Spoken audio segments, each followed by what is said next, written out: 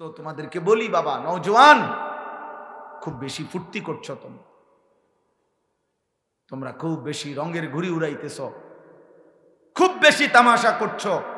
এই নতুন প্রজন্মের 14, 16, 18, 20, 25 বছরের কিশোর যুবক, তোমরা যা করছো, মুসলমানের সন্তান এমনটা মানায় না, উচিত না। মুসলমানের ঘরে এক মুসলিম মায়ের পবিত্র দুধ পান করে এত আত্মবিস্মৃত, আত্মভোলা, এমন আল্লাহ বলা, আখিরাত বলা হওয়া উচিত না। এটা সুফল আনবে না, খোদার কসম না। আখিরাত তো নাই দুনিয়ার মধ্যেও। আমি বললাম পরিষ্কার, এই অব্যাহত নারী ছবি, জিনা, ব্যভিচার, মোবাইলের অস্থির দৃশ্য দেখা, উলঙ্গ নাচ গান দেখা, এক ওয়াক্ত নামাজ না পড়া নাফরমান, আগামীর পৃথিবী তোদের জন্য কল্যাণ আনবে না।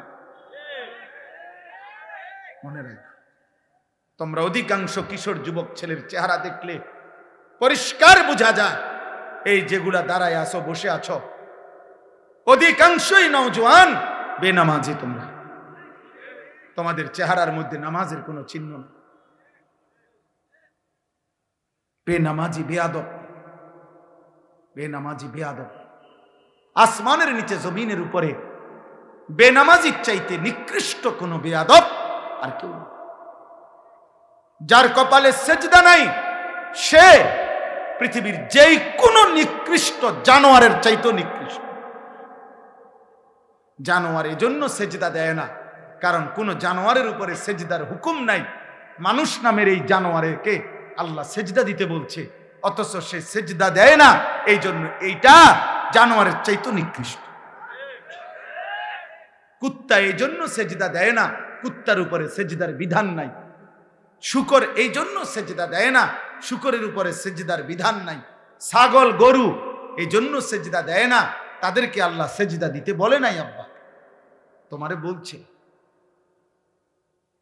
তোমারে বলছে বাপ।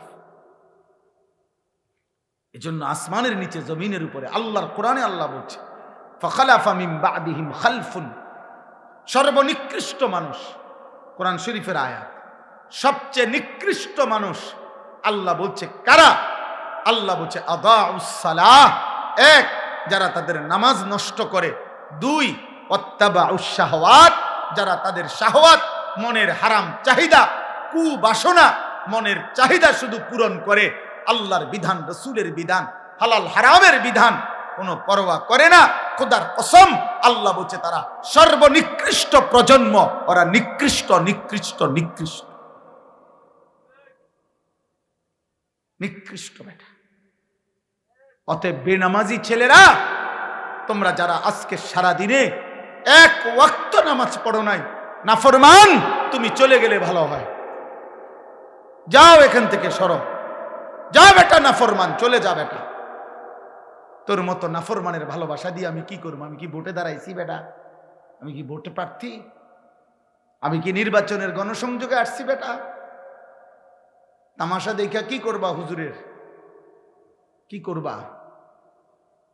মুসলমানের ঘরে এমন নিকৃষ্ট সন্তান কেমনে হইলা? 365 দিনে, খোদার এক বছরে কোনোদিন ফজরের নামাজ পড়লা না, এত বড় জানোয়ার কেমনে হইলা? এত বড় জানোয়ার হইলা কেমনে? তোর মা তোকে দুধ পান করায় নাই? তোর মা তোকে আল্লাহ চিনায় নাই? তোর বাপ তোকে বলে নাই? তোর মক্তবের হুজুর তোকে বলে নাই? তোদের গ্রামের মসজিদে আজান হয় না? তোদের পাড়ায় মহল্লায় তোর সামনে আর কেউ নামাজ পড়ে না নাফরমান? তুই মুসলমানের ঘরে ঘুমাস না বেটা? তোর কোনো অভিভাবক নাই বেটা? হ্যাঁ, সিনেমার ওই নর্তকী তোর অভিভাবক বেটা? মোবাইলের ওই উলঙ্গ নারী, ফুটবলের খেলোয়াড়, ক্রিকেটের খেলোয়াড়, ইউরোপ আমেরিকার কোন বেঈমান?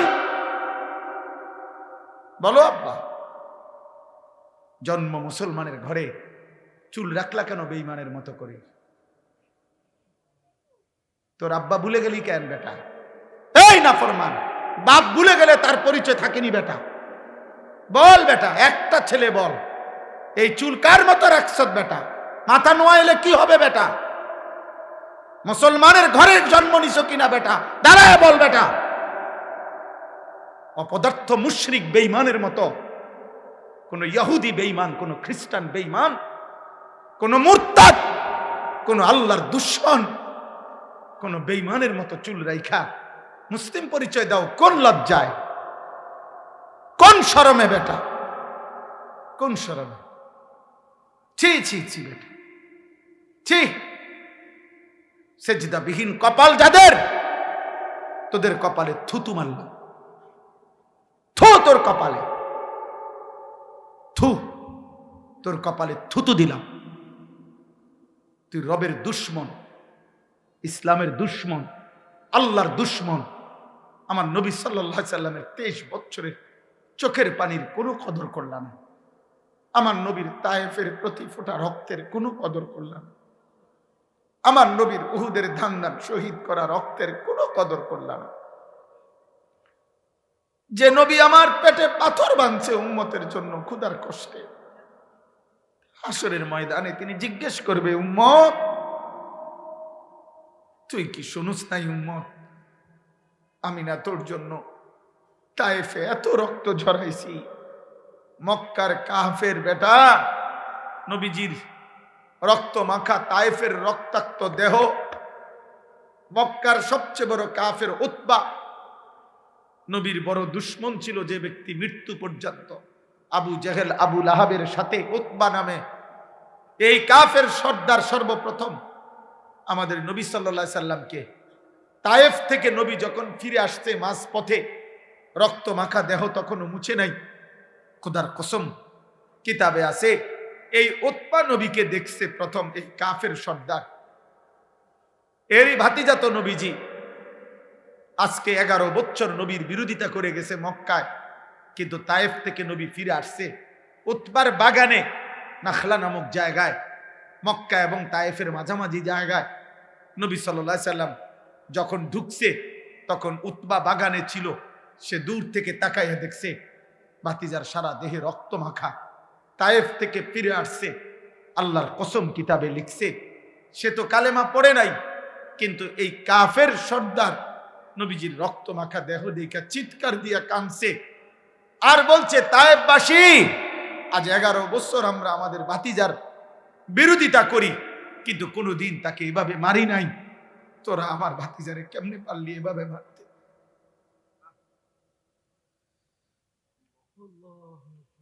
আমার ভাতিজারে কেমনে মারলি? আমার এতিম ভাতিজারে কেমনে মারলি? আর তোদের চেহারা দেখে কি মনে হয় আব্বা? কার মতো চুল রাখলা? অধিকাংশ ছেলে দাঁড়াইলে যদি জিজ্ঞাসা করেন যে সারাদিনে একবার পেশাব করে পানি নিছনি, নাফরমান বলবে না।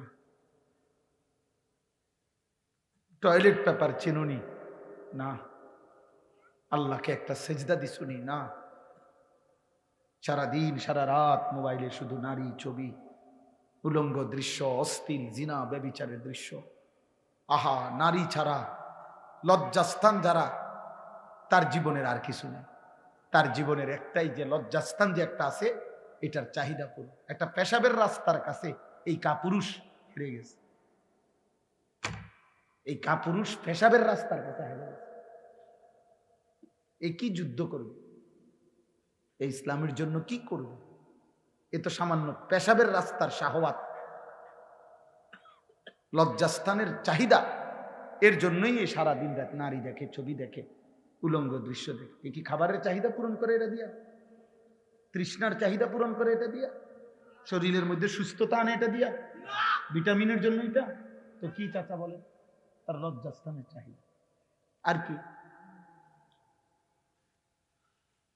তাইলে বেটা কাপুরুষ, তুই বেটা পেশাবের রাস্তার কাছে হারিয়ে গেছ। তোর মতো আকামলা দিয়া পৃথিবীতে হবে কি বেটা? বল বেটা।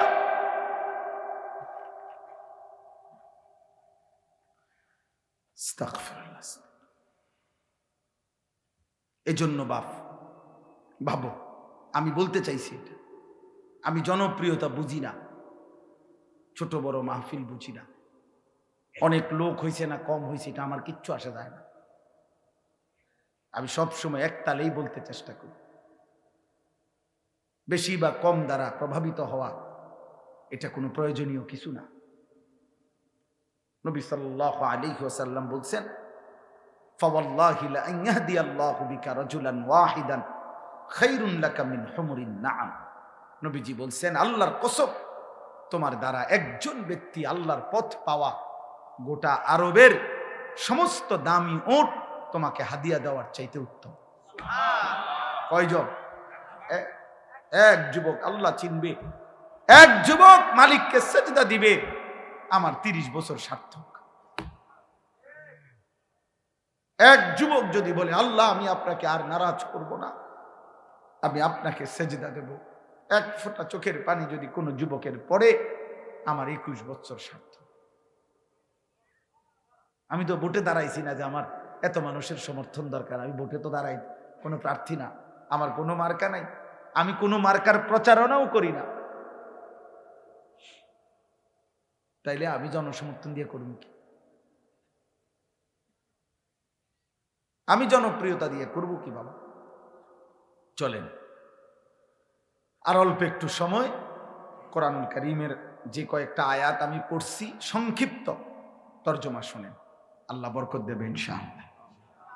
নওজোয়ান ভাই, তোমাদের কাছে অনুরোধ ভাই, কিশোর ছেলেরা, যুবক, এত বিপুল পরিমাণ তোমরা চারিদিকে তাকায় দেখো, তোমাদের সমবয়সী বেশি, তোমরা সর্বোচ্চ 20-30 কিলোমিটার জায়গার থেকে আসছো, তোমরা সারা বাংলাদেশের ছেলে না, এখানে তোমরা সর্বোচ্চ এই এলাকার আশেপাশের 20-30 কিলোমিটার জায়গার ছেলে, তাহলে মাত্র 20-30 কিলোমিটার জায়গার থেকে যদি এখানে 2000 ছেলে হয়, ধরেন কথার কথা, আর সেখান থেকে যদি 1800 ছেলেই বেনামাজি হয়, তো ইসলামের কি হালাত, আমার দেশের কি হালাত হিসাব করেন নিয়ে। 2-3টা স্লোগান হই না লাফাইলে হতো না, বুঝেন না হিসাবটা? আমি হিসাব নিলাম, এরা সারা বাংলাদেশ থেকে আসছে, এনে কি পার্বত্য চট্টগ্রাম থেকে আসছে, তাহলে এরা এই সীমাবদ্ধ একটি এলাকা 30 কিলোমিটারের ছেলে মনে করেন, তো এই 30 কিলোমিটারের ছেলে যদি 2000 হয়, আচ্ছা তোমরা 30 বছরের নিচে যাদের বয়স, তোমরা হাত তোলো তো, তোলো তোলো, দেখেন মাশাআল্লাহ, দেখছেন বুড়া মানুষ কো, আমার চাচা সারাদার বুড়া মানুষ দেখে গেছে, মাশাআল্লাহ, হাত নামাও, হাত নামাও। তাইলে বাবা শুনো না, আমার কথা হলো আত্মতৃপ্তিতে ভুগলে হবে না, সময় এখন হিসাবে, এখন কি করা দরকার? হিসাব করা দরকার, হিসাব করা দরকার বাবা, আত্মতৃপ্তিতে ভুগলে হবে না। মানে এই হুজুরের এখন শ্রোতা বেশি, তো কিছে, এটা কোনো আত্মতৃপ্তির কিছু না। স্লোগান দিছে, উড়াইয়া লাইছে হুজুরে, যেই স্লোগান দিছে না, এটা কিছু না, এটা কিছু। হিসাব করা দরকার। একটা যুবক ছেলে ভাই, তোমার কাছে আমার অনুরোধ, একজন তোমার কাছে বললাম, তুমি তোমার এলাকার এতগুলো ছেলের দিকে তাকাইয়া দেখো নামাজি কয়জন, তাহলে একটি দেশের 92% মুসলমানের বাংলাদেশে, প্রায় 12-14 কোটি মুসলমানের বাংলাদেশে যদি 30 কিলোমিটার জায়গার 2000 ছেলে, তার থেকে যদি 1800 ছেলেই নামাজ না পড়ে, তাহলে এইভাবে প্রতি 30 কিলোমিটার দৈরা গোনেন সারা বাংলাদেশের, তাহলে নামাজি কই? নামাজি বিহীন কই? তো সেজদা বিহীন ইমানের শক্তি আসবে কোত্থেকে? সেজদা বিহীন আল্লাহর জন্য জীবন দেওয়া, অকাতরে দেশের জন্য, ইমানের জন্য এই হিম্মত সেজদা বিহীন আসবে না। স্লোগান দেওয়া যাবে। শহীদ শরীফ ওসমান হাদি রাহমাতুল্লাহি আলাইহি, এই ইমানদার যুবক, 33 বছরের যুবক, সে বারবার বলছে আমি শহীদের মৃত্যু চাই, আমি প্রথম কাতারে সর্বপ্রথম গুলিবিদ্ধ হতে চাই। সে বলেছে সে দেশের জন্য আমি আমার শেষ রক্তটুকু দিতে চাই। এই যুবক ইমানদার ছিল, 5 ওয়াক্ত নামাজ পড়তো প্রতিদিন, খোদার কসম সে ফজরের নামাজ জামাতে পড়তো। তার বাবা আলেম ছিলেন, সে নিজে হাফেজে কোরআন ছিল, ফজরের নামাজের জন্য ক্যাম্পেইন করত, বন্ধুদেরকে উঠাইতো, ফজরের নামাজ সহ 5 ওয়াক্ত নামাজ জামাতে পড়তো, যেদিন গুলিবিদ্ধ হয়েছে সেদিন সে জুমার নামাজ পড়েই এই প্রথম ঘর থেকে মসজিদ থেকে ফিরছিল, তো এরপরে গুলিবিদ্ধ হয়েছে। আমার বন্ধু, এই যুবক আল্লাহর কোরআন পড়তে পারতো বিশুদ্ধ, রসুলের হাদিস পড়তে পারতো বিশুদ্ধ, তার মা পর্দানশীল, তার স্ত্রী পর্দানশীল, তার ভাই বড় আলেম, তার বাবা বড় আলেম, সে নিজে হাফেজে কোরআন, সে আগে মাদ্রাসায় পড়ালেখা করছে। আল্লাহ তাআলা এই জন্য বলছে, যুবক, দেশ প্রেমের কথা তো অনেকেই বলে, মাতৃভূমির কথা তো অনেকেই বলে, রাজনীতির লম্বা লম্বা স্লোগান, বক্তৃতা, বিবৃতি অনেকেই তো মারে, কিন্তু আমি আল্লাহ তোর কলিজায় ঈমানও দেখলাম, দেশ প্রেমও দেখলাম, দুইটা আমি একসাথে গ্রহণ করে। তুমি হাদি চেয়েছিলে মাত্র 500 ভোট, সে বলেছিল এইবার আমি প্রার্থী হয়ে মাত্র যদি প্রথমবার 500 ভোট পাই তাইলেই আমি ভাগ্যবান মনে করব। আরশ আজিমের মালিক আল্লাহ বলে, তোর ফজরের সেজদার বদৌলতে আমি আল্লাহ 18 কোটি মানুষের সমর্থন তোকে দিয়ে দিলাম, যা। সে চেয়েছে 500 সমর্থন, আল্লাহ বলছে যা, 18 কোটি মানুষের সমর্থন যুবক তোমার জন্য দিলাম। কত হাফেজ, কত আলেম, কত মুফতি, কত মুহাদ্দিস, কত ফকিহ, কত পীর, কত বুজুর্গ, কত আউলিয়া, কত হাফেজে কোরআন, তালেবে ইলম, 90 বছরের বুড়া, 4 বছরের বাচ্চা, সবাই এই ইমানদার যুবকের জন্য অঝরে চোখের পানি ফেলে কাঁদছে। কাঁদছি কিনা বলো ভাই? আজকে আমি তার কবর জিয়ারত করছি, আজ আমি তার কবর জিয়ারত করে আসছি 11টা, 11:30টার দিকে। আপনার তখন আরেকটু পরে, আপনার তখনও দেখছি অজস্র মানুষ তার কবর জিয়ারত করতেছে। যেই দাঁড়ায় রয়েছে আমি তাকায় দেখলাম সব কাঁদতেছে, সব কাঁদতেছে, সবাই কাঁদতেছে। আমার ভাই, তার তো ব্যাপক কোনো দীর্ঘদিনের রাজনীতি করে নাই, কোনো টাকা পয়সা খরচ করে নাই, কিন্তু তার মধ্যে ইখলাস ছিল, ইমানের মধ্যেও বিশুদ্ধতা ছিল। দেশ প্রেম বলতে যা বলছে, স্বাধীনতা, সার্বভৌমত্ব, আজাদির কথা, মাতৃভূমির স্বাধীনতার কথা, নিরাপত্তার কথা, সে ভারতীয় আধিপত্যবাদের বিরুদ্ধে সে একাই বলেছে। যদি কেউ না বলে আমার প্রতি ইঞ্চি জমিন আমার সীমান্তের হেফাজতে, আমি হাদি একাই বলে যাব। সে প্রমাণ করেছে আমি হাদি একাই বাংলাদেশ। হ্যাঁ, কেউ না থাকুক আমার, আমি বলেই যাব, আমি বলেই যাব। এই জন্য আল্লাহ তাআলা এত কোটি মানুষের চোখের পানি তার জন্য ঝরাইছে যুবক। এই জন্য যুবক ভাই, তোদেরকে বলি, মরিলে এমন মরা মইরো, বাঁচলে এমন বাঁচা বাইচু। যে মরণে চোখের পানি ঝরে, যে মরণে হাফেজ কাঁদে, আলেম কাঁদে, যে মরণে ইমাম কাঁদে, মুয়াজ্জিন কাঁদে, যে মরণে মুফতি কাঁদে, পীর কাঁদে, বুজুর্গ কাঁদে, সবাই কাঁদে। এমন মরাই মরো। নারী দেখতে দেখতে মরো না, ছবি দেখতে দেখতে মরো না আব্বা, উলঙ্গ নাচ দেখতে দেখতে মরো না, সেজদাবিহীন আল্লাহর নাফরমানি করে করে যদি মরে যাও আব্বা, তওবা না করো, আল্লাহ যদি মাফ না করে, খোদার কসম আখিরাত তো মিলবেই না। দুনিয়া, এই নাফরমান সন্তান, মনে রাখিস আব্বা, দুনিয়া কোন জানোয়ার তোকে স্মরণ করবে না। মানুষ তো দূরে থাক, নাফরমানকে পৃথিবী মনে রাখে না, পাপীকে পৃথিবী শ্রদ্ধা করে না, দুনিয়া নাফরমানকে সম্মান করে না।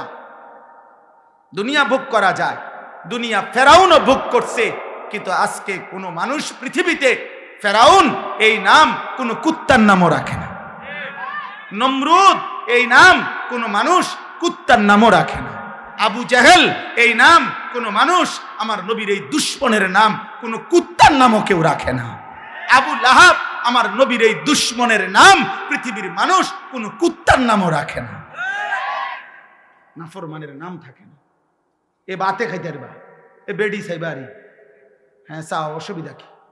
দেখো নর্তকী, দেখো জিনাবে বিচারের দৃশ্য দেখো, নিজের হাত নিজের লজ্জাস্থানে নাপাক ব্যবহার করে নাপাক করো, বীর্যপাত হচ্ছে, অস্থিরতা করছো, নিজের শরীর নাপাক। হ্যাঁ, একদিন দেখবা আর ঘুম ভাঙ্গে না, একদিন দেখবা চোখ বন্ধ হয়ে গেছে, এই চোখ আর খুলবে না, আর খুলবে না, আর খুলবে না। সেদিন বুঝবা স্বার্থপর এই দুনিয়া কাউকে মনে রাখে না। কাউকে না, কাউকে না, কাউকে মনে রাখে না। আমি অনুরোধ করলাম 1450 বছর আগে এক যুবক, কৃষ্ণাঙ্গ ছিল, কালো, হাবশি, গোলাম, কৃতদাস, কালো চেহারার, কিন্তু আল্লাহকে রাজি করে গেছে। 5 ওয়াক্ত নামাজের সেজদা দিছে। আমার নবী সাল্লাল্লাহু আলাইহি সাল্লামের ভালোবাসা কলিজার মধ্যে ভরা ছিল। আরশে আজিমের মালিক বলছে, আল্লাহ বলছে আমি তোকে গ্রহণ করলাম। তো 1450 বছর পরেও পৃথিবীর লক্ষ কোটি ইমানদারের সন্তানের নাম বেলাল। বেলাল দেশে দেশে, বেলাল পৃথিবীর প্রান্তে প্রান্তে।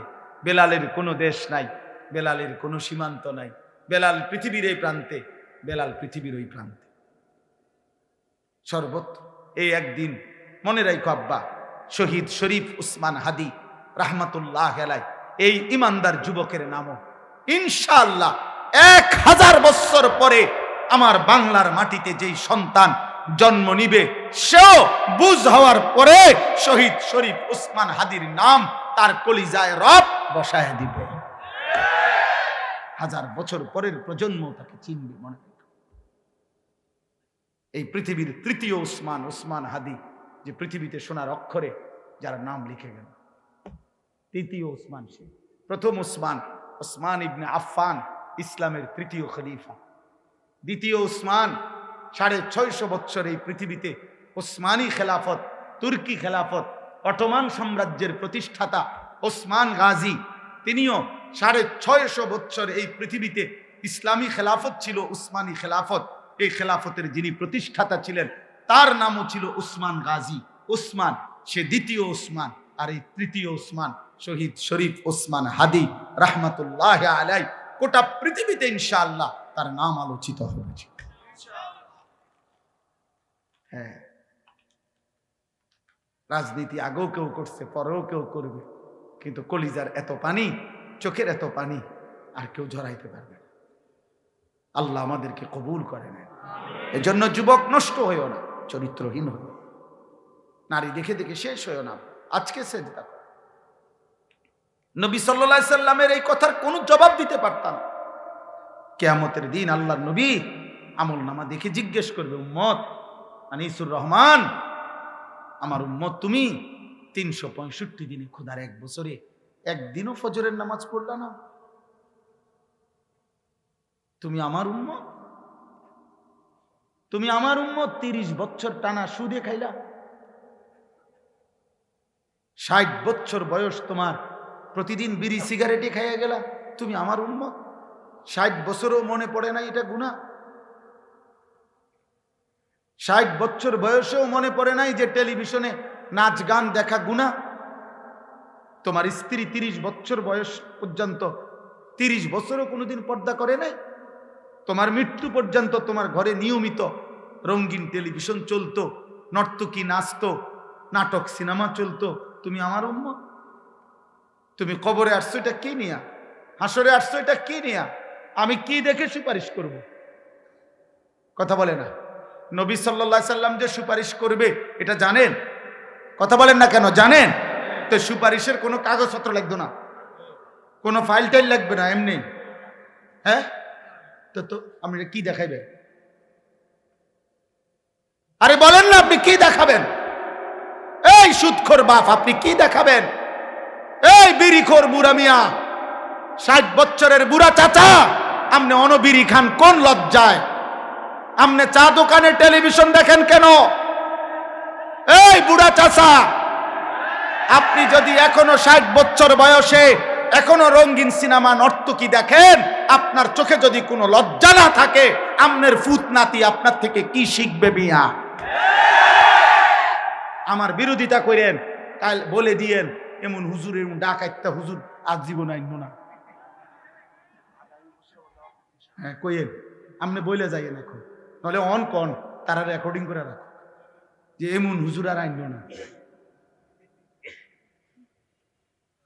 এরকম ঢাকায় হুজুর তো দেখছি না। কিন্তু আপনি বলেন, এই বুড়া চাচার এখনো লজ্জা হওয়ার সময় হয় না? আপনার 60 বছরও আপনার শরম হইতো না? ছি ছি ছি ছি, আপনার থেকে আখলাক শিখবে কিভাবে? আখেরাত শিখবে কিভাবে? প্রজন্ম চোখের সামনে শেষ হয়ে যাচ্ছে, আমাদের চোখের সামনে আমাদের ছেলে মেয়েরা চরিত্রহীন হয়ে যাচ্ছে, এক ওয়াক্ত নামাজ পড়ে না, মুসলমানের ঘরে রাত আসলে ঘুমায়। আমি জীবনে একবার আমার আব্বারে জীবনে একবার বলছিলাম, আব্বা আমি এই মাদ্রাসায় পড়বো না, আরেকটা মাদ্রাসায় আমারে ভর্তি করায় দেন। আমার আব্বা বলছিল, ফুত পরের লোকমা ভাত আমার ঘরে খাইও না, সাবধান। পরের লোকমা দিতে নিষেধ করছে, যে বাইর তোমার জেনে মনে কর পড়লে পড়ো, না পড়লে বাদ দাও, কিন্তু আমার ঘরে এক লোকমা ভাত খাইও না। কসম খোদার, চোখের পানি ফেলতে ফেলতে পরে মাদ্রাসায় গেছি গাজে, এই বাদ দিত না।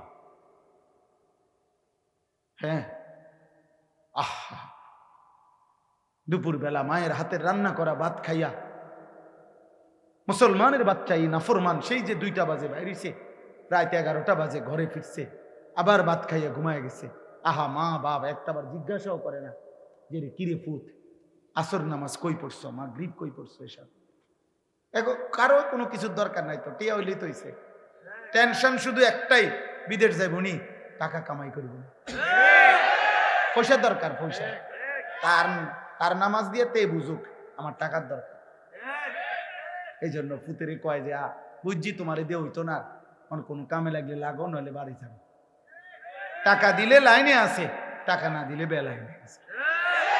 সন্তান বুঝা গেল, আপনার সন্তান আপনার টাকা উপার্জনের মেশিন বানাইছেন। এটা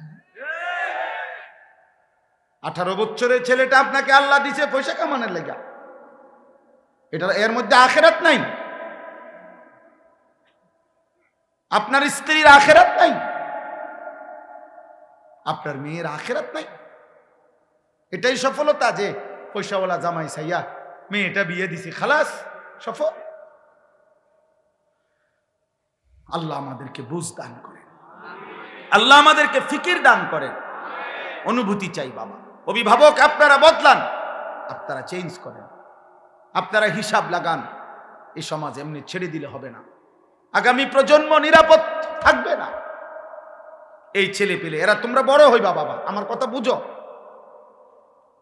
তোমরা যারা এই 14, 16, 18, 20 বছর বয়সী একটা প্রজন্মের যদি বড় অংশ, তোমরা যদি বেনামাজি হইয়া বেড়ে ওঠো, তোমরা যদি নারী দেখতে দেখতে, ছবি দেখতে দেখতে, উলঙ্গ দৃশ্য দেখতে দেখতে তোমরা যদি বেড়ে ওঠো, খোদার কসম আব্বা, তোমাদের হাতের পরের জেনারেশন ওরা বহুত বড় কমবখ, বড় বেশি দুশ্চরিত্র হবে। এটা মনে রাখো। আমি আমার আব্বারে দেখছি জীবনভর সাদা টুপি পরতেন। আমার বাবা জীবনে কোনোদিন রঙিন টুপি পরে নাই, আমি জীবনে কোনোদিন পরি না, আমার ছেলে কোনোদিন পরে না। তাহলে এটা একটা সিলসিলা আছে মানুষের।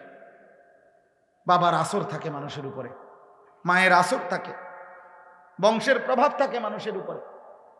তাহলে তোমার আমার ভাই, তোমরা যখন বড় হবা, আল্লাহ চাহে তো আল্লাহ তোমরা হায়াত দিক, তোমরা বিবাহ করবা, তো তোমাদের আল্লাহ যদি তোমাদেরকে সন্তান দেয়, তো তোমার এই আখলাকের উপরে তোমার সন্তান কি হবে?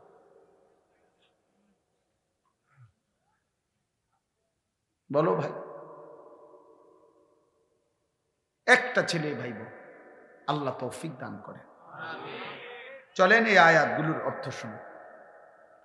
আল্লাহ তাআলা বলেন সূরা কাসাস 28 নম্বর সূরা, দেরি করব না, শুধু অর্থ বলুন। 20 নম্বর পারা, সূরা কাসাস 28 নম্বর সূরা, 51 থেকে 56, 6টি আয়াত পড়ছি। এই তর্জমা বলি। আগে 1 মিনিট তর্জমার জন্য সুবিধার্থে 2টা মিনিট একটা কথা বলি। আমাদের নবী সাল্লাল্লাহু আলাইহি ওয়াসাল্লাম, ওনার সাহাবারা নবীজি সহ প্রকৃত বড় যেই হিজরত করছেন সেটা হলো মক্কা থেকে মদিনায়। কোথায়? কিন্তু এর আগে সাহাবারা নবীজির নির্দেশে আরেকটি হিজরত করছিলেন, সেটা হলো মক্কা থেকে আবিসিনিয়া, হাবাসা, আবিসিনিয়া এলাকায়। ওইখানকার বাদশাহ ছিল বাদশাহ নাজ্জাশী, যিনি খ্রিস্টান ছিলেন, এবং তার উজির সভাসদ তারাও ছিল খ্রিস্টান। ওইটা খ্রিস্টান অধ্যুষিত এলাকা ছিল। বর্তমান মানচিত্রে এটার নাম হলো ইথিওপিয়া। আমার যে দেখাইছিলেন একজন না, হ্যাঁ, আল্লাহর ঘরে একজন মৌলানা দেখছিলাম আমরা, ইথিওপিয়া আলেম। তো এই ইথিওপিয়া মানে আবিসিনিয়া বলতো আগে, হাবাসা। এই হাবসার মধ্যে আল্লাহর নবী সাল্লাল্লাহু আলাইহি সাল্লামের আদেশে নবীজি সাল্লাল্লাহু আলাইহি সাল্লামের নবুয়তের ৭ম বছর সাহাবায়ে কেরাম প্রায় ৭২ থেকে ৭৪ জন ওনারা মক্কা থেকে সেখানে হিজরত করে গেছিলেন। তো তারা যখন, আমি সংক্ষেপে বলতেছি, তারা যখন হিজরত করে চলে গেছে মক্কা ছেড়ে ওই এলাকায়, এই খ্রিস্টানদের এলাকায় নিরাপত্তার জন্য, ওই বাদশা খুব ন্যায়পরায়ণ ছিল, এই নাজ্জাশী বাদশা। তো মক্কার 2 জন কুরাইশ নেতা, কাফের নেতা মক্কায়, তারা ওই আবিসিনিয়ায় গেছে নাজ্জাশী বাদশার কাছে অভিযোগ নিয়ে যে আপনার এলাকায় আমাদের এলাকার থেকে কিছু দুষ্কৃতিকারী, কিছু মনে করেন চোর ডাকাইতের মতো কইল আর কি, বা কিছু খারাপ চরিত্রের লোক আমাদের এলাকার থেকে ভাইগা আপনার এলাকায় এসে আশ্রয় নিছে, আপনি তাদেরকে আমাদের কাছে ফিরাইয়া দেন, নয়তো আপনার এলাকার নিরাপত্তা শূন্যতা হবে। তো নাজ্জাশী বাদশাহ খ্রিস্টান, সে বলতেছে যেই আসুক আমি সরাসরি তার মুখ থেকে তাদের আত্মপক্ষ সমর্থনের সুযোগ না দিয়া আমি তোমাদের হাতে তুলে দেব না, বাইর করব না, ওরা কথা বলে রাখ, আমি শুনি কি কইতে চায়। তো বাদশাহ নাজ্জাশী তখন ওই সাহাবায়ে কেরামের এই জামাতকে খবর দিছে যে তোমাদের বিশেষ একটা প্রতিনিধি বাদশার দরবারে আসো এবং তোমাদের কথা বলো, তোমরা কোত্থেকে আসছো, কেন আসছো, কি হয়েছে, তোমাদের ঘটনা বলো। এখন ৭২ জন সাহাবীর পক্ষ থেকে রাসূলুল্লাহ সাল্লাল্লাহু আলাইহি ওয়াসাল্লামের আপন চাচাতো ভাই হযরত জাফর ইবনে আবি তালিব রাদিয়াল্লাহু তাআলা আনহু, জাফর এই মুতার যুদ্ধে যিনি শাহাদাত বরণ করছিলেন, নবীজির আপন চাচাতো ভাই, মানে আলী রাদিয়াল্লাহু তাআলা আনহুর ভাই জাফর, এই উনি নেতৃত্ব দিয়ে আরো 10-12 জন নিয়ে বাদশার দরবারে আসছে। আয়েশা বাদশা এবার বলছে যে এই 2 জনকে চিনো? বলছে হ্যাঁ চিনি, ওরা আমাদের এলাকার, ওই যে কুরাইশ যে কাফের 2 জন আইছে না, ওরা, ওদেরকে চিনো? হ্যাঁ চিনি, আমাদের। আচ্ছা, এখন তোমরা কেন আসলা এই এলাকায়, আর তোমরা কি ছিলা, কি হইল, কেন আইলা? তখন তাফসীরের মধ্যে আছে হযরত জাফর ইবনে আবি তালিব রাদিয়াল্লাহু তাআলা আনহু একটা লম্বা ভাষণ দিছে এই বাদশার দরবারে। বলেছে, বাদশাহ আমরা চরিত্রহীন ছিলাম, লম্পট ছিলাম, নারী, জিনা, ব্যভিচার, মদ, জুয়া, হত্যা, খুন, চুরি, ডাকাতি, রাহাজানি, মারামারি, হানাহানি, এই ছিল আমাদের জীবন। আমরা এটাই করতাম। আমাদের জীবন ছিল নারী, নেশা, মারামারি, এই 3 জিনিস এবং যাবতীয় পাপ। আমাদের বংশ থেকে আমাদের দীর্ঘদিনের পরিচিত 40 বছর ধরে আমরা যাকে দেখছি, আমাদের চোখের সামনে যে বড় হইছে, যার চরিত্র আখলাক আমরা একেবারে বুঝ হওয়ার পর থেকে কোনোদিন যার চরিত্রে আমরা কোনো কলঙ্ক দেখি নাই, এমন একজন পুত পবিত্র মানুষ, তিনি আমাদেরকে একটি ধর্মের দিকে আহ্বান করছেন, এক কালেমার কথা আমাদেরকে বলছেন এবং এই যাবতীয় অপরাধ পাপ ছেড়ে দিতে বলছেন। তা আমরা আল্লাহকে মেনে ওই নবীর কথা অনুসরণ করে আমরা আগের যত মন্দ অভ্যাস এগুলো ছেড়ে দিছি এবং এখন আমরা আল্লাহর ইবাদত করি, আমরা মানুষের হক আদায় করি, ইনসাফের উপরে চলতে থাকি, এই আমাদের অপরাধ। এই কথাটা সত্য কিনা এটা অবরিজিন। ওই যে এই 2 জন এখন মক্কার কুরাইশ এই 2 লোককে নাজ্জাশী বাদশা জিজ্ঞাসা করছে যে বলো বলো যে সে যে বলছে এই কথা ঠিক কিনা। এবার হেরা কহ ঠিক, কত তাহলে একটু আগে কি বললা, উল্টাটা বললা কেন? তারা আগে না খারাপ ছিল, এখন তো তারা ভালো হয়েছে। তখন এই শুনেন কথাটা, নাজ্জাশী বাদশা তখন উপস্থিত তার খ্রিস্টান যারা সভাসদ, মানে উজির নাজির, তারা তো সব বসে রয়েছে। তো তাদের সামনে বাদশাহ নাজ্জাশী, তখন তিনি বললেন ওই যে জাফর রাদিয়াল্লাহু তাআলা আনহুকে, যে তাহলে তোমাদের সেই নবীর উপরে নাযিলকৃত যেই কিতাব কোরআন, আসমানি কিতাব, এটা আমার একটু শোনাও তো। তো তখন হযরত জাফর রাদিয়াল্লাহু তাআলা আনহু সূরা মারইয়াম, যেখানে আল্লাহ তাআলা হযরতে মরিয়ম এবং ঈসা আলাইহিস সালামের কথা উল্লেখ করছেন, তারা তো উনারই মানে, কথা বুঝছেন কিনা? উনারে মানে না, খ্রিস্টানরা ঈসা এবং মরিয়মকে মানে। এই সূরাটা তেলাওয়াত করছে আল্লাহর দয়ায়, তিনি তেলাওয়াত করছেন আল্লাহর কোরআন। আর নাজ্জাশী বাদশার দুই গাল দিয়া, চোখ দিয়া অঝরে পানি ঝরতেছিল। পুরা মজমার যত উজির নাজির সব অঝরে কাঁদতেছিল। যখন তেলাওয়াত থামছে, তখন তিনি বললেন নাজ্জাশী যে আল্লাহর কসম, আমি তোমাদের নবীর নাজিলকৃত এই কোরআনের কথা আমি সর্বান্তকরণে মেনে নিলাম।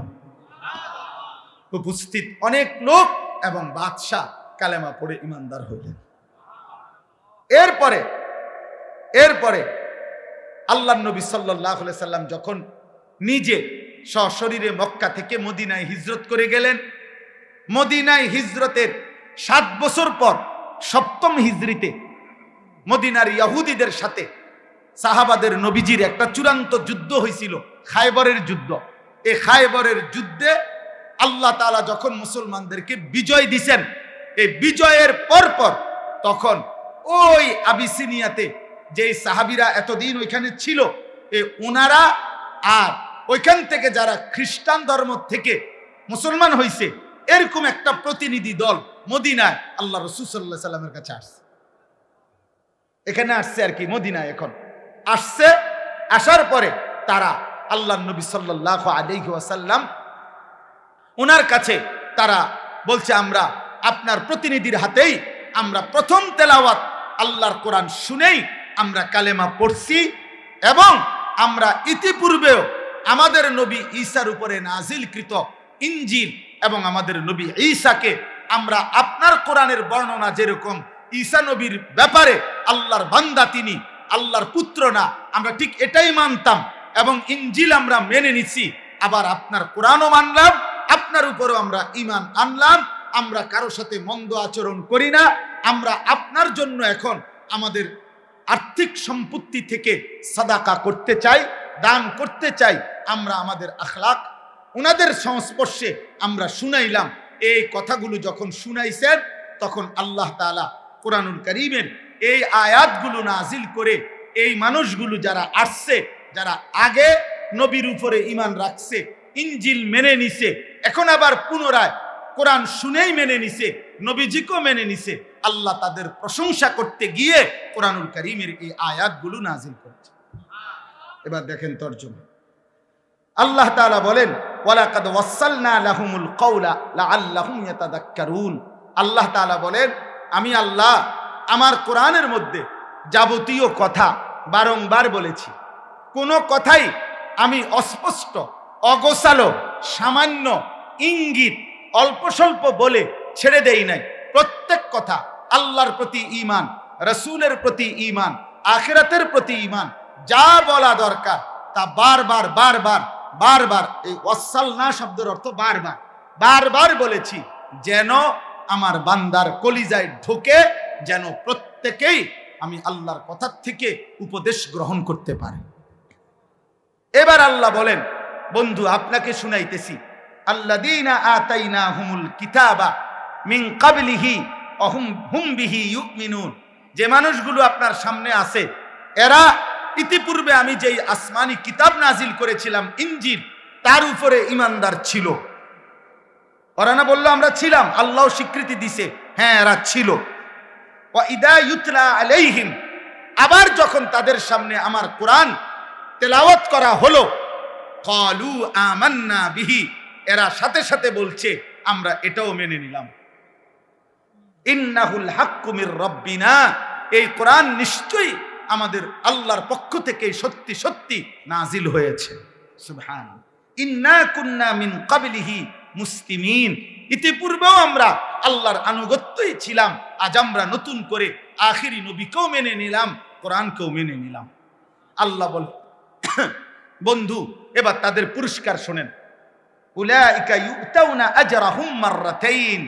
আল্লাহ বলেন, আমি আল্লাহ ওয়াদা দিলাম, ইতিপূর্বে যারা আমি আল্লাহকে মেনে নিছে, এখন আপনাকেও মানছে, কোরআনকেও মানছে, আমি আল্লাহ ওয়াদা দিলাম তাদের প্রত্যেকটি নেক আমলের বিনিময় আমি আল্লাহ দ্বিগুণ দ্বিগুণ, ডাবল ডাবল নিয়ামত, পুরস্কার, প্রতিদান দিতে থাকব, সওয়াব দিতে। তাদের প্রত্যেক আমলের ডাবল ডাবল নেকি, প্রত্যেক আমলের কি। এজন্য পূর্ববর্তী দিন যদি কেউ ইয়াকিনের সাথে মেনে আবার ইসলাম গ্রহণ করে, কালেমা গ্রহণ করে, কোরআন গ্রহণ করে, আল্লাহ বলেন তার প্রথম পুরস্কার হইল তার সব আমল ডাবল ডাবল নেকি। আল্লাহ বলেন, এ দেখেন আরেকটু, আল্লাহ বলে বন্ধু, এরা তো আগেও ইমানদার ছিল, এখনো আবার ইমানদার হইল, এ কারণেও তাদের নেকি দ্বিগুণ দ্বিগুণ। কিন্তু শুধু এই কারণে না, তাদের মধ্যে আরো কিছু গুণ আছে। এবার আল্লাহ এই গুণগুলোর প্রশংসা করতেছে, যে এদের মধ্যে আরো কিছু গুণ আছে, এই গুণগুলো কারণেও আমি আল্লাহ কিয়ামত পর্যন্ত যার মধ্যেই থাকবে তাদেরকেও আমি আমার নেকি দ্বিগুণ দ্বিগুণ দিতে থাকব। এক, বিমা সাবারু, তারা আমি আল্লাহর হুকুমের উপরে সবর করেছে, ধৈর্য ধারণ করেছে। একবার বলেছি ঈসা নবীকে মানো, মানছে। এখন বলছি আখিরি নবীকে মানো, মানছে।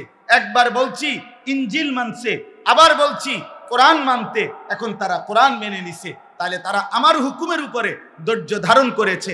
অতএব যে আমার হুকুমের উপরে ধৈর্য ধারণ করে, আমি তার নিয়ামত, তার নেকি, তার পুরস্কার দ্বিগুণ দ্বিগুণ দিতে থাকব। দুই, ওয়ায়াদরাউনা বিল হাসানাতিস সাইয়্যিআ, তাদের একটা বড় স্বভাব, তারা যেই কোনো মন্দ আচরণের জবাবে উত্তম আচরণ দ্বারা সেটা প্রতিহত করে। এটা তাদের, এজন্য তাদের পুরস্কার দ্বিগুণ।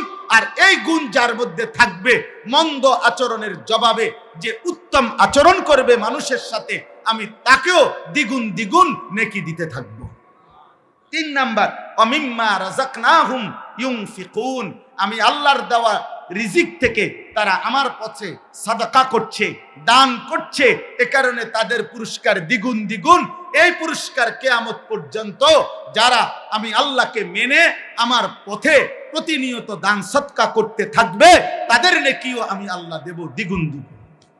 চার নাম্বার, ওয়া ইজা সামিউল লাগওয়া আ'রাজু আনহু ওয়া ক্বালু লানা আমালুনা ওয়া লাকুম আমালুকুম।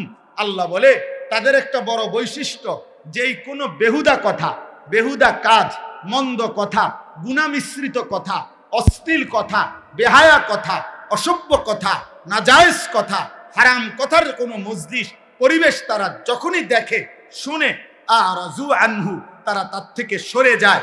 আর তাদেরকে গুনার এই কথার মধ্যে যদি যোগ দিতে বলে, ও আইও না, কুদুর বইও না, গপ মারি, গীবত করি, পরের গালিগালাজ করি, তারা বলে লানা আমালুনা ওয়া লাকুম আমালুকুম, তোমার কাজ নিয়ে তুমি থাকো, আমি আমার আল্লাহ নিয়ে আসি। সালামুন আলাইকুম, তোমার জন্য আল্লাহর কাছ থেকে শান্তি কামনা করছি, আল্লাহ যেন তোমাদেরকেও হেদায়েত দেয়। লা নাবতাগিল জাহিলিন, কোন জাহেল, মূর্খ, নাফরমান, পাপীর সঙ্গী আমরা হতে রাজি না। আল্লাহ বলে এটা তাদের আখলাক, এজন্য তাদের পুরস্কার দ্বিগুণ দ্বিগুণ কিয়ামত পর্যন্ত। আমার যে বান্দা ইমানদার, কিশোর তোমাদেরকে বলি, যুবক তোমাদেরকে বলি, বয়স্ক বাবা আপনাদেরকে বলি, আমাকেও বলি, পর্দার আড়ালের মা বোনকেও বলি, আল্লাহ বলছে যে মন্দ কথা, মন্দ কাজ, গুনার কথা, নাপাক কথা, নাজায়েজ কথা, হারাম কথা, গালিগালাজের কথা, অসভ্য কথা, বিশ্রী কথা, নোংরা কথা, কুফরি কথা, শিরকি কথা, নিফাকি কথা, বিদআতি কথা, কবিরা কথা, হারাম যত কথা, যত পরিবেশ, এখান থেকে যে অ্যাভয়েড করে চলে, আড়াল করে চলে, আল্লাহ বলে বান্দা তোর এই ধৈর্য সবরের কারণে তোর প্রত্যেক আমলের বদলা আমি দ্বিগুণ দ্বিগুণ দেব। সর্বশেষ আল্লাহ বলেন, হে নবী, শেষ কথা, আমি আপনাকে যা কিছু বলছি বন্ধু, আপনি তো বলবেন, পুরস্কার তো দিতে থাকবেন, দেব আমি। তবে একটা কথা বন্ধু মনে রাখবেন, আমার কথা, এই কোরআনের কথা, আখিরাতের কথা, কবরের কথা, আমার কালেমার দাওয়াত আপনি তো দিতে থাকবেন। তবে এটা শুধু মনে রাখবেন, চূড়ান্ত হেদায়েত শুধুমাত্র আমি আল্লাহর হাতে, কোনো মাখলুকের হাতে না।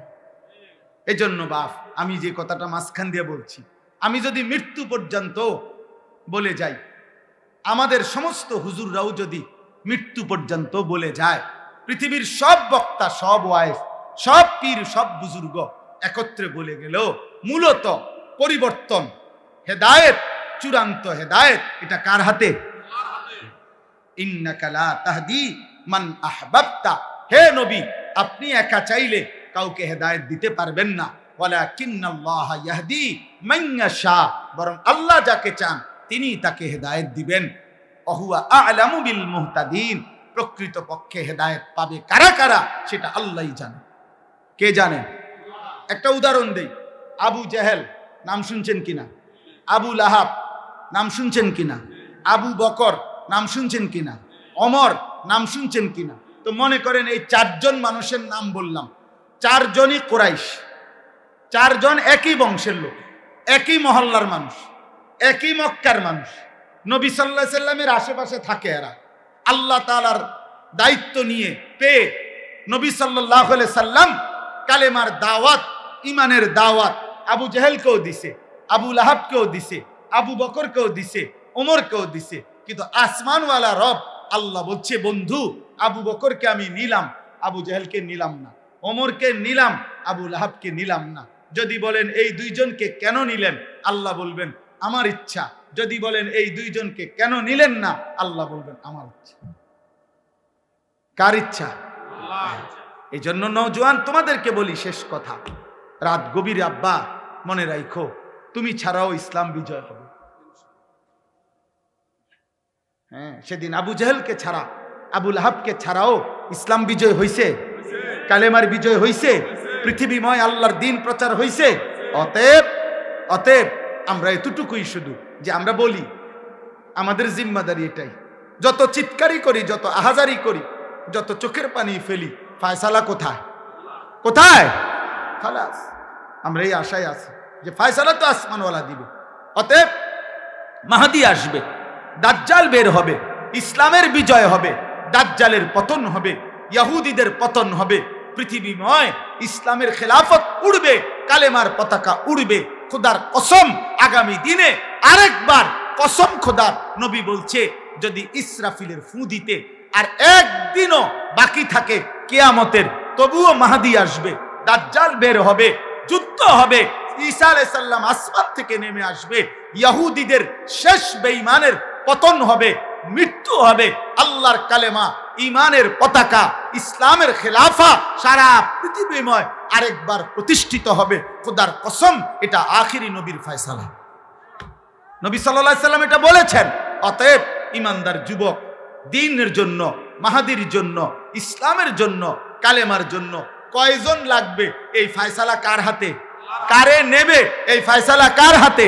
অতএব চরিত্রহীন যুবক, লম্পট যুবক, নারী, অশ্লীল ছবি, জিনা ব্যভিচারের দৃশ্য দেখে তোমরা যারা আছো, মনে করো না তোমার মতো অপদার্থের জন্য ইসলাম আটকায় যাবে।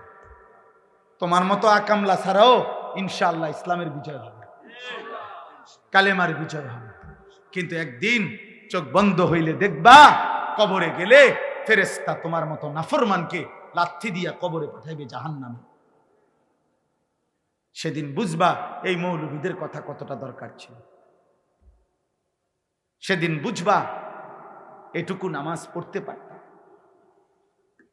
সেদিন বুঝবা আল্লাহরে ডাকতে পারতা ইচ্ছা করে, শরীর স্বাস্থ্য সবই ছিল, কিন্তু নাফরমানি করবে। অতএব রাত গভীরে আমি বললাম, সমস্ত কিশোর যুবক ভাই, দয়া করে নষ্ট হইও না। এই পৃথিবী তোমারে মনে রাখবেন, কেউ তোমার জন্য বসে নাই রে আব্বা। তুমি অ্যাক্সিডেন্ট করে দেখো, পিছনের গাড়ি থামে না, সাইড দিয়ে যায় না। কত সিএনজি প্রতিদিন অ্যাক্সিডেন্ট হয় না, কত গাড়ি, কত মানুষের লাশ পড়ে থাকে, কত মানুষ আহত হয়ে পড়ে থাকে। হয়তো 5 মিনিট জ্যাম বাজে, 10 মিনিট জ্যাম বাজে, এরপরে আস্তে আস্তে সাইড দিয়া সবাই চলে যায়। স্বার্থপর এই দুনিয়া, কেউ থামে না। ধোকা ধোকা। এই বন্ধু নামের যেসব শয়তান তোমার লগে এখন আড্ডা দেয়, নারী দেখে, ছবি দেখে, উলঙ্গ দৃশ্য দেখে, তোমারে ফুর্তি করে, এই হাইওয়ান তোমার বিপদে থাকবে না।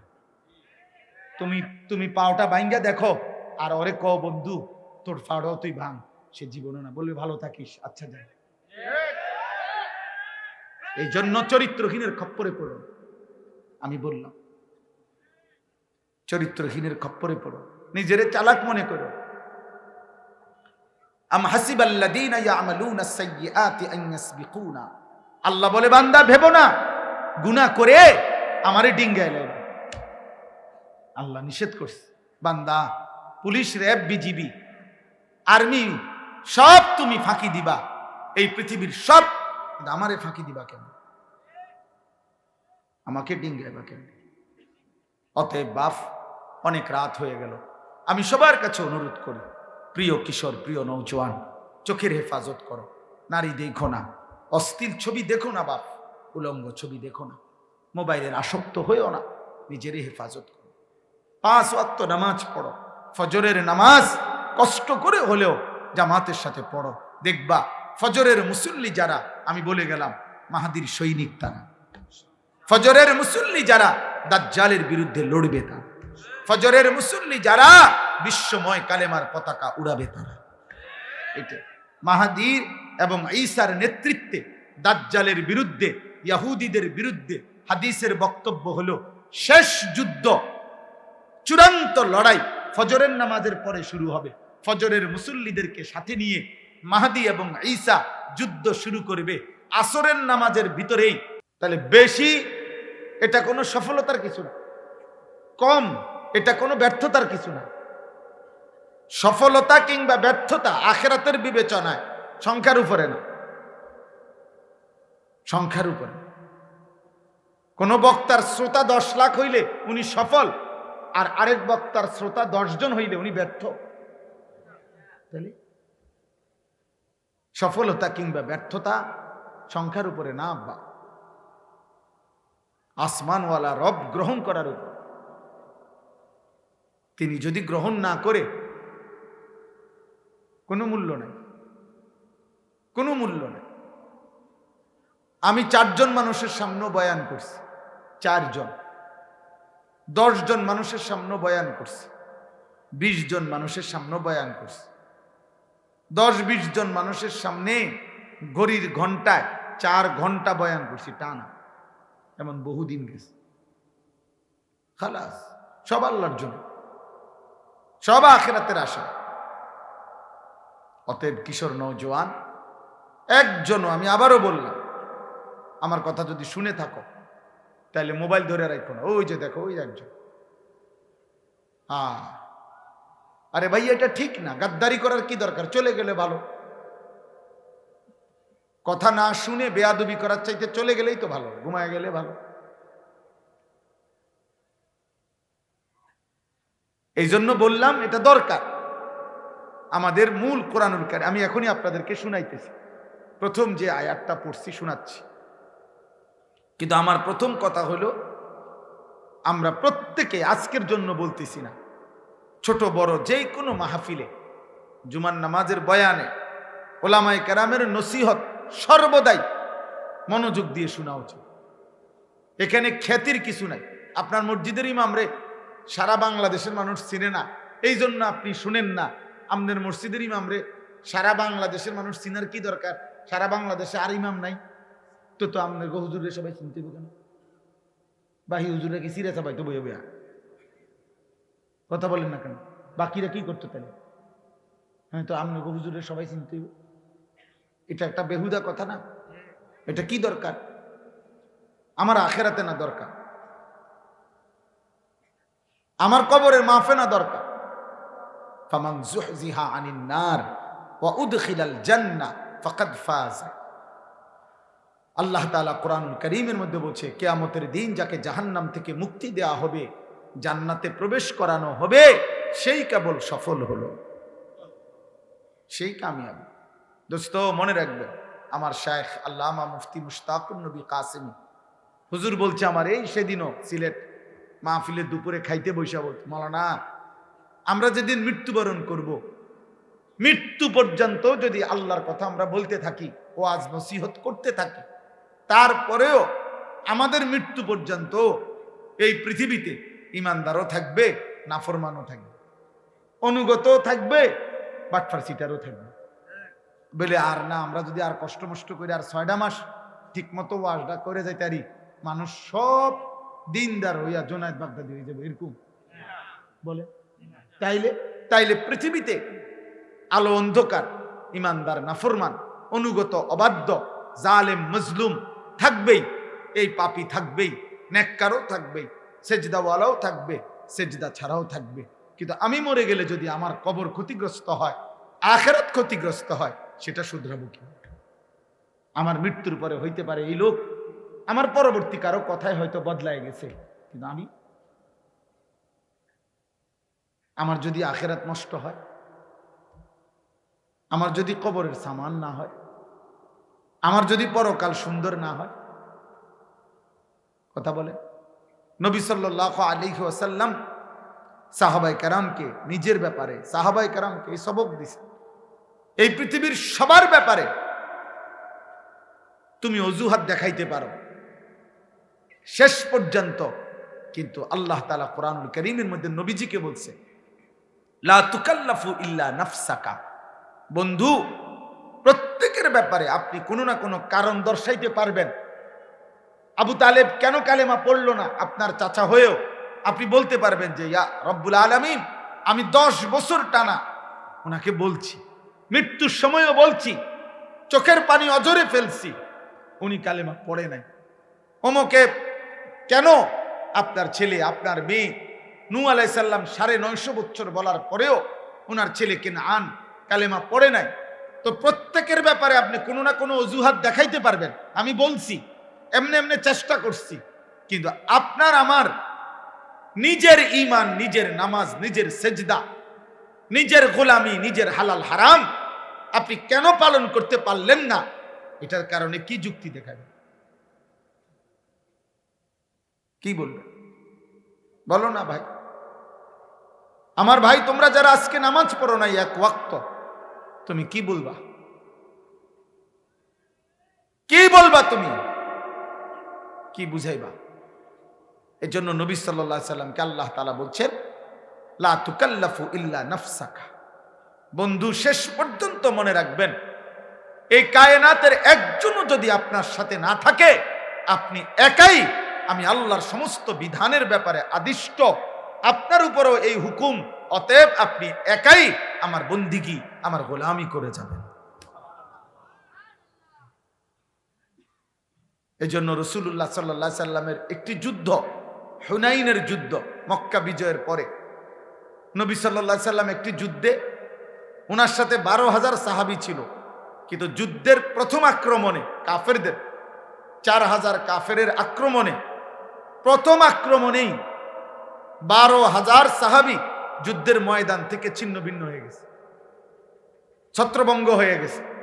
নবীজি সাল্লাল্লাহু আলাইহি সাল্লামের সান্নিধ্য ছেড়ে দিছে, এত তীব্র আক্রমণ হয়েছে।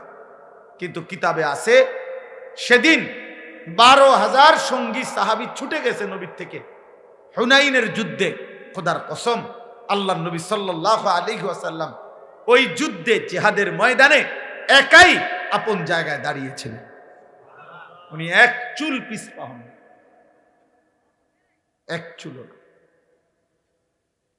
নবী সাল্লাল্লাহু আলাইহি সাল্লাম সরে নাই, কারণ ওই যে শরীয়তের বিধান, উনি এ কথা বলার কোনো সুযোগ নাই যে আমার সাথে 12,000 লোক ছিল না বলে আমি দৌড় দিছি। আল্লাহ বলবেন, না বন্ধু, 12,000 ওরা কেন দৌড় দিছে সেটা ওদেরকে জিজ্ঞেস করবো, আমনে দৌড় দিছেন কি লেগে, এটা কর। আবু বকরের উত্তর আবু বকর দিবে, ওমরের উত্তর ওমর দিবে, ওসমানের উত্তর ওসমান দিবে। আপনি আপনারটা বলেন, আপনি আপনারটা বলেন। এই জন্য দোস্ত, কোরআনুল কারীমের মধ্যে অসংখ্য কথা আছে, যে কথাগুলো রাসূলুল্লাহ সাল্লাল্লাহু আলাইহি সাল্লামকে এক বচনের শব্দ দিয়ে আল্লাহ সরাসরি উনাকে লক্ষ্য করে বলছে, অথচ নবী সাল্লাল্লাহু আলাইহি ওয়াসাল্লাম মাসুম, নিষ্পাপ। এক বিন্দু, এক জাররা, এক ঘুণাক্ষরেও আল্লাহর মর্জির খেলাফ কিছু তিনি করতেই পারেন না, করেনই নাই জীবনের কোন সেকেন্ডে। কিন্তু এরপরেও আল্লাহ তাআলা শুধু নবীজিকে লক্ষ্য করে অনেক কথা বলছেন কোরআন। ফাকাতিল ফি সাবিলিল্লাহ, এই এক বচনের শব্দ। আপনি একাই আল্লাহর পথে যুদ্ধ করেন। নবীজিকে আল্লাহ বলছে লা ইন আশরাকতা লা ইয়াহবাতান্না আমালুকা। নবীজিকে বলছে বন্ধু আপনি যদি শিরিক করেন আমি আপনার পুরা জিন্দেগীর সমস্ত আমল একসাথে নষ্ট করে দেব। নবীজিকে বলছে ওয়ালা তাজআল মা'আল্লাহি ইলাহান আখার। নবীজিকে বলছে সাবধান, আমি আল্লাহর সাথে কাউকে মিলাবেন না, শিরিক করবেন না। আপনাকে বলছি নবী ফাতুলকা ফি জাহান্নামা মালুমান মাদহুরা। সাংঘাতিক কথা, যদি আপনি রাসূল শিরিক করেন তাহলে আপনাকেও অপমানিত করে জাহান্নামে ছুঁড়ে ফেলা হবে।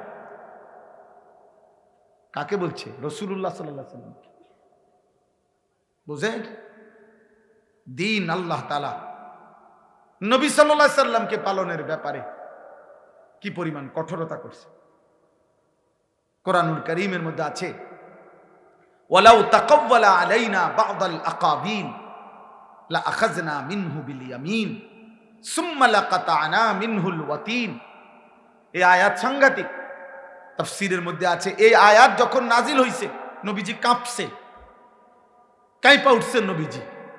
আল্লাহ বলছে বন্ধু আপনাকে বলছি আপনি আমার শ্রেষ্ঠতম রাসূল, মাহবুব আমার, আপনি যদি আমি আল্লাহর নামে একটা কথা সামান্য বাজ মানে কিছু সামান্য কথাও যদি বানিয়ে বলেন, আমি বলি নাই, আপনি আমার নামে চালাই দিলেন, আমি আল্লাহ বলি নাই, এমন সামান্য কথাও যদি আপনি বলেন, আল্লাহ তাআলা বলছেন আমি আপনার ডান হাত এভাবে টেনে ধরবো, ডান হাত টানলে মাথা আসবে আর আপনার কল্লাটা আপনার শরীর থেকে আলাদা করে ফেলবে। আপনি পড়ে দেখেন এটা তর্জমা। নবীকে বলছেন নবী আমি আপনার হাত টেনে ধরবো এবং আপনার গর্দান আপনার দেহ থেকে আলাদা করে ফেলব। কি অর্থ এটা? কাকে বলছে বুঝছেন? এটা তা আমাদের হালাত কি? কোরআনুল কারীমের মধ্যে আছে নবীজি সাল্লাল্লাহু আলাইহি সাল্লাম জীবনে একবার একজন অন্ধ সাহাবী নবীজির কাছ থেকে দিন শিখতে আসছে। নবীজি তখন মক্কার কুরাইশ কাফেরদেরকে দাওয়াত দিচ্ছিলেন। নবীজি ওনার দিকে তাকাইয়া ভাবছেন ও তো আমার পক্ষেরই লোক, আমার সাহাবী, তাকে আমি পরে বলি। তো ফলে ওনার থেকে চেহারা তাকাইয়া আবার ফিরে গেছেন, দিয়া কাফেরদেরকে দাওয়াত দিচ্ছিলেন। আল্লাহ তাআলা কোরআনুল কারীমের সূরা নাজিল করে নবী সাল্লাল্লাহু আলাইহি সাল্লামের এই আচরণ সংশোধন করে দিয়েছেন। আল্লাহ বলছে বন্ধু এটা কিন্তু ঠিক হলো না, ঠিক হলো না। আপনি আপনার একজন সাহাবীর দিকে তাকিয়ে চেহারা আবার ঘুরাইয়া ফেললেন। আন জাআহুল আ'মা, কি অন্ধ দেখা না? আল্লাহ বলতে কি ঘটনা কি? সে অন্ধ দেখা? নবীজিকে বলতেছে, নবীজিকে আপনার কাছে একজন অন্ধ আসছে, আপনি তাকে অন্ধ মনে করে ফেরত দিলেন, মূল্যায়ন করলেন না। কাজটা কি করলেন? ওরা যত মোটা তাজা হোক ওরা তো বেঈমান, এ যত দুর্বলই হোক এ তো ইমানদার। আপনার উচিত ছিল ইমানদারকে প্রাধান্য দেওয়া। আল্লাহ তাআলা সংশোধন করে দিয়েছে। কোরআন শরীফে আছে কাল্লা ইন্নাহা তাযকিরা, সাবধান নবী, এটা আমি আল্লাহ আপনাকে উপদেশ দিলাম। এভাবে বলছে, তাফসীরের মধ্যে সব কিতাবে আছে। এই অন্ধ সাহাবীকে এরপরে নবী সাল্লাল্লাহু আলাইহি সাল্লাম যখনই দেখতেন আসতেছে, হযরত আব্দুল্লাহ ইবনে উম্মে মাকতুম রাদিয়াল্লাহু তাআলা আনহু উনারে দূরে থাকতেই নবীজি সাল্লাল্লাহু আলাইহি সাল্লাম আগের থেকেই কথা বলতেন, মারহাবান, আহলান সাহলান, স্বাগতম, তুমি আসো, আগে তোমার কথা পরে অন্য কথা, তোমার কথা কম, এইভাবে বলতেন। এই জন্য বাপ আমার বলার উদ্দেশ্য হলো, এই আমি মোবাইলটা বন্ধ করতে বলছি এই জন্য, মূল উদ্দেশ্য হলো হয়তো মোবাইল দিয়ে কাউকে দেখাইবেন, কাউরে দেখানোর দরকার নাই। বাপ নিজের জন্য গ্রহণ করে, নিজের জন্য গ্রহণ করে। আমি মরে গেলে দোস্ত, তুমি মরে গেলে, বাবা আপনি মরে গেলে, এই পৃথিবী যত আধুনিকই হোক, আপনার কি আমার কি? আপনার কি আমার কি? হায় মুসলমান, এটা বুঝেন না। আমার মৃত্যুর পরে যদি আমার বংশের সবাই চাঁদের দেশেও যদি ঘরবাড়ি করে তা আমি কি? আমার তো নাই, আমি তো নাই, আমি তো কবরে, আমি তো কবরে।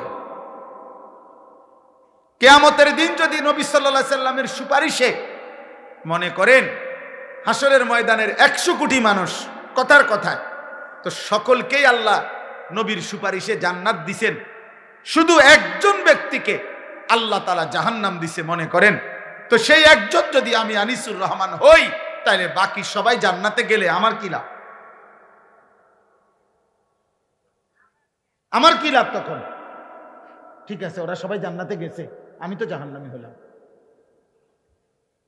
তখন বাকিদের জান্নাতে যাওয়ার দ্বারা জাহান্নামী ব্যক্তি এইটা নিয়ে বলবে, যাক আমি জাহান্নামে জ্বলতেছি, আমার ফুত তো বেহেশতে গেছে, এটা নিয়ে কইব। আমি জাহান্নামী হইলাম আর কি, যাক আমার বউ তো জান্নাতে গেছে, এটা নিয়ে বলবে? বরং আফসুস করবে, আফসুস, আফসুস করবে। এই জন্য কোরআনুল কারীমের মধ্যে আল্লাহ তাআলা বলছেন, ইয়াউমা তুকাল্লাবু ওয়ুজুহুহুমুন নার, জাহান্নামী বান্দা কিয়ামতের দিন জাহান্নামের আগুনে তোমাদের গাল, তোমাদের চেহারা, এর উত্তপ্ত তেলের মধ্যে যেভাবে মাছ এই পিঠ ওই পিঠ করে ভাজে, খোদার কসম তোমাদের গাল, তোমাদের চেহারা জাহান্নামের আগুনের মধ্যে উলট পালট করে পোড়াইতে থাকবে। আর নাফরমান শুধু চিৎকার করবে আর বলবে, ইয়াকুলুনা ইয়া লাইতানা আতানা আল্লাহ ওয়া আতানার রাসূলা, হায় আমার আফসোস মন্দ কপাল, আমি যদি আল্লাহ এবং রাসূলের আনুগত্য করতাম।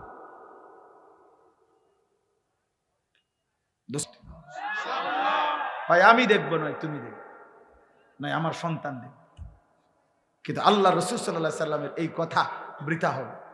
কোন জালেমের পতনের আগে কেউ বোঝে না কেমনে পতন, কেমনে পতন, কিন্তু যে সময় জায়গা সে সময় সবাই বোঝে যে এমনি যাইতে আছে। বুঝেন নাই? হেলিকপ্টার উঠবার আগে কেউ বুঝছে না যে হেলিকপ্টার দিয়ে যাইবো না অটো দিয়ে যাইবো, কেউ খেয়াল করতে, কিন্তু যখন হেলিকপ্টার ছেড়ে দিছে সবাই বুঝে লাইছে যে এই জায়গা। এটাই পৃথিবী। ফেরাউন মুসা আলাইহিস সালাম নদী দিয়ে যে রাস্তা হয়েছে 12টা, 1 মিনিট শুনেন তো, ফেরাউন পাশে আইসা দেখছে যে নদীর উপরে রাস্তা 12টা রাস্তা, এটা দিয়ে মুসার বাহিনী পার হয়ে গেছে।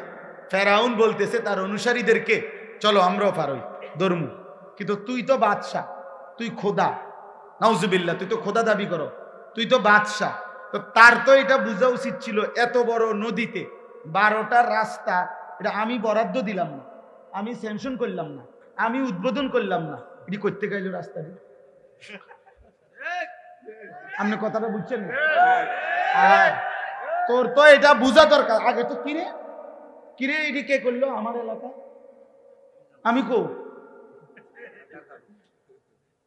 আল্লাহ বলে না, ব্যাক কল আইবা না, মুসার রঙে রঙে আসো, সামনে আগাও, আগাও না, এখনই না বুঝবা রাস্তা করতে গাইছে। এরপরে ডিব্বা গেছে কিনা বলেন? এই জন্য বুঝে, কোন জালেম পতনের আগে বুঝে না পতন কিভাবে হবে, কোন পাপী জানে না। অতএব দোস্ত, রাসূলুল্লাহ সাল্লাল্লাহু আলাইহি সাল্লামের কথা সত্য, সত্য সঠিক তো ইনশাআল্লাহ।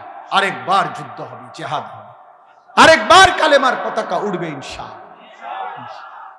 আমগরও ডেইলি মানুষে কয় অনেকেই, হুজুর সেফে থাকেন, সাবধানে বললেন, পরিবেশ পরিস্থিতি ভালো না। 300 বছর আগে, 3000 বছর আগেরও কাউরে যদি আপনি কবর থেকে উঠান, উনার আমলও মানুষ উনারে কইছে সেফে থাকেন, পরিস্থিতি ভালো না। পরিস্থিতি কোনো সময় ভালো ছিল না, কথা বুঝেন না? সব সময় কি ইমানের পরীক্ষা দিতেই হবে, কালেমার পরীক্ষা দিতেই হবে, সেফে থাকার কিছু নাই। গুলি করুক, খুন করুক, আর গুম করুক, আর যাই করুক, আমার পরিষ্কার বক্তব্য, যে যাই করে কিন্তু খোদার কসম শেষ পর্যন্ত আমাকে তো আমার আল্লাহর কাছেই ফেরত পাঠাবে, আর আমার মালিক ইনসাফ করবে ইনশাআল্লাহ। তিনি তো জুলুম করবে না, খালাস। অসুবিধা কি? অন্য কেউ জুলুম করলে সমস্যা কি? যেই ফায়সালা করবে উনি তো জুলুম করবে না, তো উনি তো দেখছে, উনি দেখছে না। অতএব বাপ আমার, দোস্ত আমার, আল্লাহর জন্য লড়ো, আল্লাহর জন্য সেজদা দাও।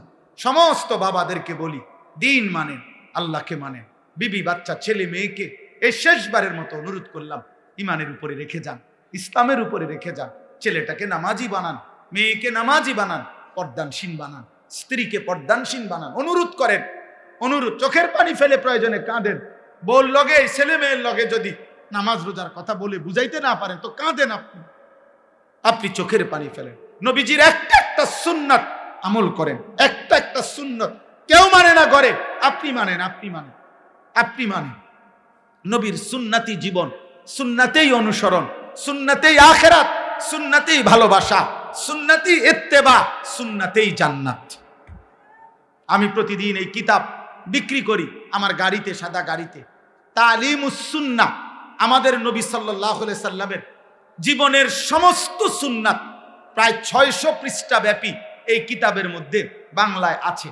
বাংলাদেশের একজন বড় বুজুর্গ, ঢাকা গাজীপুরের অধ্যক্ষ মিজানুর রহমান চৌধুরী, অনেক বড় আল্লাহওয়ালা বুজুর্গ, আলেম, জ্ঞানী, উনি অনেক আলেমদের সমন্বয়ে নবীজির জীবনের ছোট বড় সমস্ত সুন্নাত একেবারে দলিল সহ এই কিতাবের মধ্যে উল্লেখ করছেন।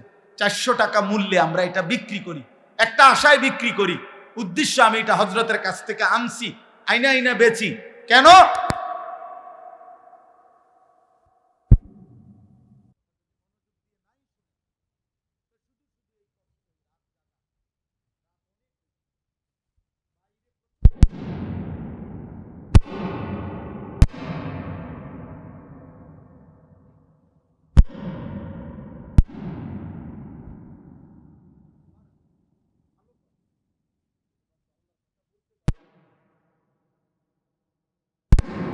তাইলে ফায়দা হবে।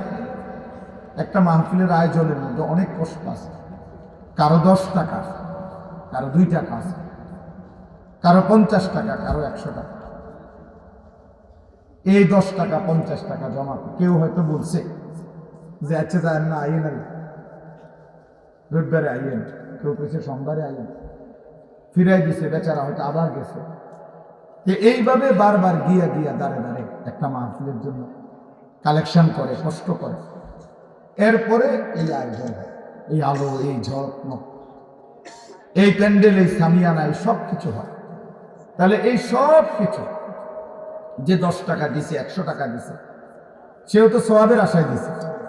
তো এর মানে যদি এই কষ্টের এই আয়োজন, ভালোবাসার এই আয়োজনের মাকসাদ, কিছু বুট বাদাম বিক্রি হইলো, কিছু চিল্লাচিল্লি হইলো, 2-4 জন পরিচিত বক্তা, এখন যাদের ওয়াজ অনেকে শুনে মনে করেন এরকম, তো ওনারা আসলো, হাঙ্গামা হইলো, চিল্লাচিল্লি হইলো, সকালবেলা সবাই মিলে শুধু এতটুকু আলোচনা হইলো যে হ্যাঁ লোক হয়েছে,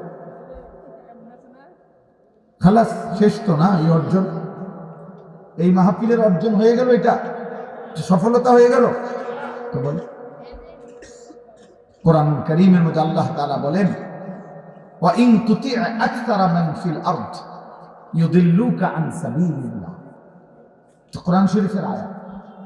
আল্লাহ তাআলা বলেন, বন্ধু নবীজিকে বলছেন, জমিনের মধ্যে বেশি মানুষ যেদিকে, আপনি যদি তাদেরকে অনুসরণ করেন বেশি মনে করিয়া, তারা মনে রাখবেন আপনাকে আল্লাহর পথ থেকে গোমরাহ করে দেবে। কোরআনের আয়াত।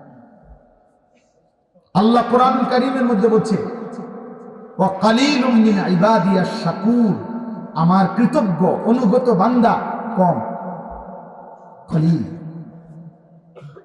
আল্লাহ তাআলা বলে, কালীলাম মা তাযাক্কারুন, আমি আল্লাহর কথা থেকে উপদেশ গ্রহণ করে নিজের জীবনের জন্য গ্রহণ করে কম। কালীলাম মা তাশকুরুন, আল্লাহ তাআলা বলেন, আমি আল্লাহর কথা শুনে আমার কৃতজ্ঞতা আদায় করে কম। ইবলিস শয়তান আল্লাহকে বলছিল যে আল্লাহ আমি যাচ্ছি,